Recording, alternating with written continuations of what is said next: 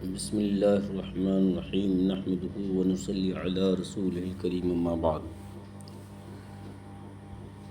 محترم بزرگ اور دوستو، آج قربانی عید الاضحیٰ ہے اور آج پورے عالم اسلام کے مسلمان صاف ستھرے کپڑے پہن کر عیدگاہ کی طرف جا رہے ہیں اور عید الاضحیٰ کی 2 رکعت نماز ادا کرنے کے بعد بطور شکرانہ 2 رکعت نماز عید الاضحیٰ ادا کرنے کے بعد اس سنت ابراہیمی کو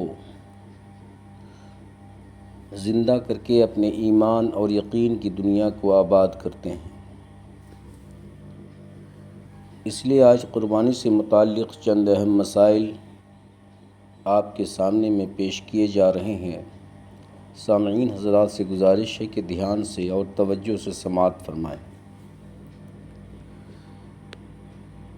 قربانی کے جانور کو ذبح کرنے کے لیے قربان گاہ کی طرف جانور کو نرمی اور آہستگی سے ہانک کر لے جائیں اور بلا ضرورت ٹانگ یا دم وغیرہ سے گھسیٹ کر لے جانا مکروہ ہے، کیونکہ اس سے جانور کو مزید تکلیف ہوگی۔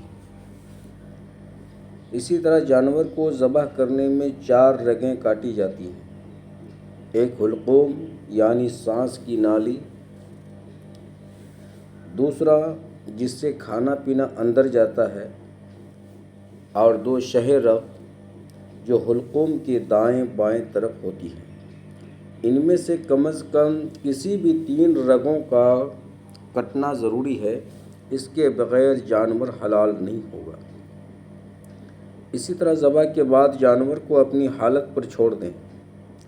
جانور کے ٹھنڈا ہونے سے پہلے اس کی کھال اتارنا یا اس کو ٹھنڈا کرنے کے لیے اس کے مختلف حصوں میں چھری گھونپنا مکروہ ہے۔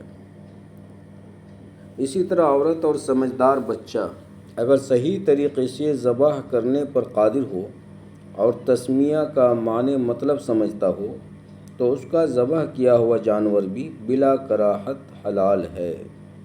نیز ان دونوں کے لیے بلا کراہیت جانور کو ذبح کرنے کی اجازت ہے۔ اسی طرح اگر ذبح کرنے والا جان بوجھ کر بسم اللہ نہ پڑھے تو اس کا ذبیحہ حلال نہیں ہے، اور اگر بسم اللہ پڑھنا بھول جائے تو اس کا ذبیحہ حلال ہے۔ جو شخص ذبح کرنے والے کے ہاتھ پر یا اس کی چھری پر وزن رکھا ہوا ہو اس کے لیے بھی تسمیہ پڑھنا ضروری ہے۔ البتہ جانور کو پکڑنے والے پر تسمیہ پڑھنا ضروری نہیں ہے۔ اگر 2 آدمی مل کر یکے بعد دیگرے جانور کو ذبح کرے تو اگر پہلے شخص نے 4 یا 3 رگیں کاٹ دی ہیں تو دوسرے شخص پر تسمیہ پڑھنا واجب نہیں ہے، اور اگر اس نے اس سے کم رگیں کاٹی ہیں تو دوسرے پر بھی تسمیہ پڑھنا یعنی بسم اللہ اللہ اکبر پڑھنا لازم ہے۔